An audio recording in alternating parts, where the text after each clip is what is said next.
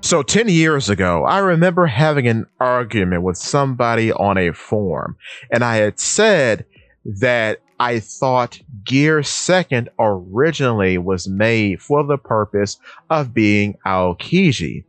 However, back then I wasn't as good at researching manga panels. Now I am 10 years later. So, in chapter 387, during the Bluno fight, Luffy turns to Bluno and says, "When I lost to Aokiji," Aokiji is mentioned by name here, see, "I thought if I was going to meet others just as strong out at sea, I had to grow stronger to protect my friends.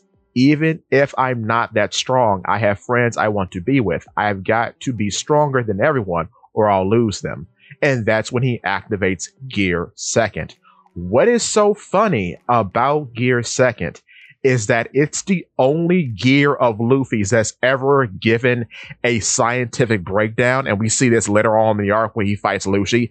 But it's also compared to being like a steam engine in chapter 388. So the following chapter after the initial reveal. This is where Bluno says, "There's steam coming from your body. Are you pretending to be a steam engine?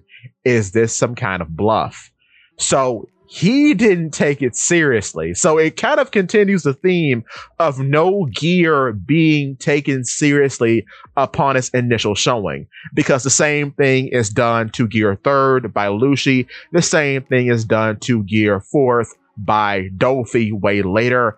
And I believe Kaido is more so confused by Gear Fifth than anything else. So possibly the only form taken seriously by an opponent of Luffy's today is Gear Fourth Snake Man when he fought Katakuri, which is quite interesting. But what's so interesting about Gear Second is that from this point forward, it would always be characterized by heat, because in the post time skip as well, he goes Gear Second to perform Red Hawk.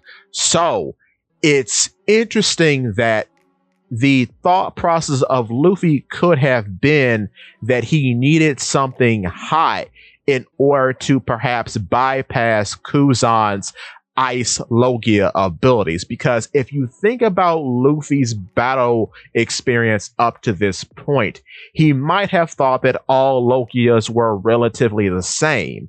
Because looking at his fight against Crocodile, he too had to be strategic and be constantly wet in order to bypass Crocodile's Logia abilities in that way. So he could have thought the same thing could work if he ever had to fight Kuzan ever again, that by raising his body temperature, that would bypass Kuzan's ice abilities and perhaps also protect him from being frozen.